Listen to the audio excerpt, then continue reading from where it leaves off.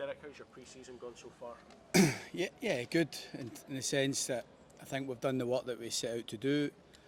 We've kind of came through it all pretty much unscathed in terms of injury, except obviously Jamie McCart, although we did get some better news yesterday that the initial feeling was he might have been out 3 to 4 months, but we think he might be more 6 to 8 weeks. The surgeon now feels that he won't need surgery, so still bad news, but not as bad as we first feared on further investigation. So in terms of pre-season, it's went well apart from that.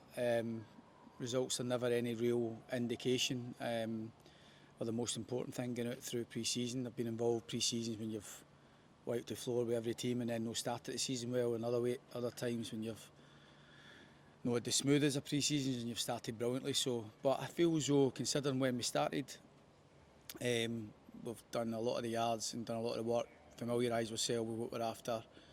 Still not going to be perfect like every team at this stage of the season, but we need to be good enough to try and deal with the challenge that Dunfermline will face on Saturday. And ultimately, when we first came back 3 and a bit weeks ago, it was all about trying to be ready as we could be for this game. With Lawrence Shankland signed up now, are you glad now that distraction or that saga is now put to one side and you have a very good player, knowing that he's going to be staying here? Yeah, listen, he's such an important player that Lawrence is well used to that responsibility. So there's been a lot of focus on him throughout the close season, such as the importance that he is, and when you actually break it down, he wasn't procrastinating for too long. It didn't, in the true sense of it, it wasn't that long. I mean, he had to go and get married, his honeymoon, his holiday and stuff like that. So he's had a lot to consider. But obviously we were keen to get the right decision, and thankfully, aside from all of that, we've arrived at where we wanted it. And I, for one, and you've seen the positive reaction for his teammates and the support, how important Lawrence is going to be for us. So I think it's a brilliant sign. I think he's lifted us, to be honest. I think the standard of training's went up. When you sign good players, it makes other ones around them step up as well. And I think we've had a bit of that, to be honest. So that said, he was the only striker that never scored last night. But he did everything but. He was terrific. He's been just as I knew he would be. So great to have him. Just when you get your best Christmas present, James Penrice gets sold later that day, and that was a blow for us in terms of myself, because we were really looking forward to working with James, but such was the deal for the club and for the boy that it was the right thing. I think he's done brilliantly for Hearts, and he's deserving of the opportunity that's been given to him. But and we move on, we've got players within the building that's maybe ready to step in and try and take that opportunity. And I think that from the outside in, you always have an idea of what you think you're going into and what you're working with. And I've always just tried to judge the players as you find them, and they've been first class, really first class. I'm really enjoying working with them. It's my job and the staff's job to get a wee bit more for them, the ones that are here. And it's not always answers from outside. Obviously, different types of players we think will help us get the right results, such as the demand on us this season and what's expected. But it's also our job to work with the players we've got, and from that part of it, we've been delighted. You mentioned Penrice. Is that just a good example of the model working, even though it is a blow that you lose him?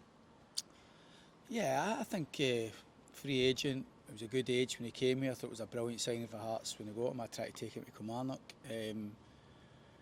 I remember saying a couple of times last season, I think even after we played Hearts, I think there's another move in the boy. I thought no disrespect to Hearts, I thought he'd done brilliant, but I think he was almost like a young Andy Robertson, when he got his move. I thought there was similarities. And obviously when I got the job at Hearts, I was kind of regretting saying that and thinking, hope we can just hold on to him. But we always felt it was a flight risk. The first conversations, we always anticipated maybe bids for him. We had a valuation and we didn't want to move from that. And when the first bid came in from AEK Athens, and I spoke to James the day before, it was miles away. So it accelerated pretty quickly, to be honest, to the extent that I think James was a bit surprised and a bit spooked by it and shocked by it. And normally, as it is with these things, they normally happen pretty quickly anyway. So we deal with it. It's better to deal with it now when you've still got all the season ahead of you. you've got a transfer window ahead of you if you need to act on that. But like I say, we've got Harry Milne, Stephen Kingsley that can play those positions.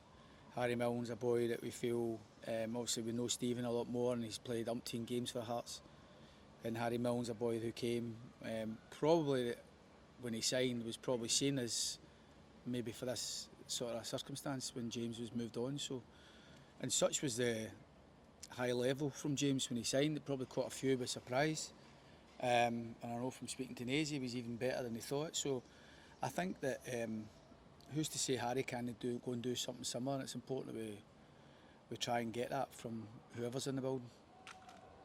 Expecting a few more in, Derek, a couple of wingers maybe in this week? Yeah, I think we'll get some good news on that in the next couple of days, to be honest, but I don't think either will be ready or available for the weekend. Certainly one of the lads we're after has not done a pre-season, and we'll need to play catch up on that.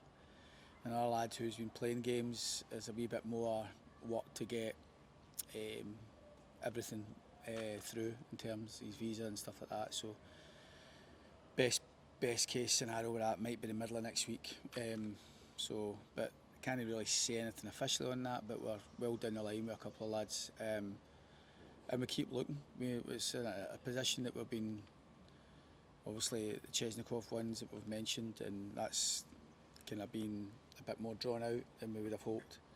So it's such a key position I think we needed to address, and for that, from that part of it, hopefully we've made some good progress in that.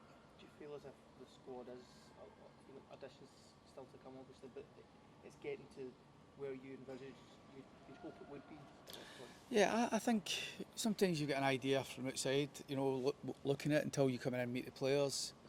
I think I was quite specific at the start, even from my first day, the types of positions we felt we needed. I wanted a different type of midfielder. I wanted Lawrence to stay. Obviously we've worked hard and delighted the board have managed to help do that. We wanted pace and width and trickery and players that are happy in the wider area. And I just felt at Hearts maybe at times for too long we've shoehorned people in to these wider areas, maybe strikers who are a second position as a winger and midfielders playing out of narrowly off a side. And we just want to try and get a wee bit more expansive players who really want to hug the touchline, players who want to play in those wider areas. And we don't have enough of them at the club. Hopefully that can change before the window closes. How's Craig Gordon doing? His comeback, is it slow?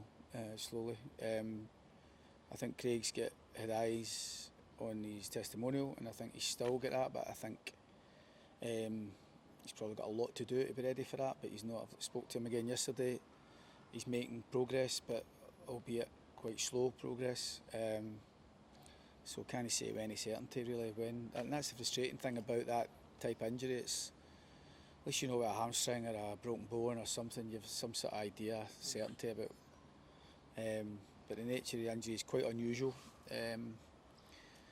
so we can't really be clear on how long it's going to be.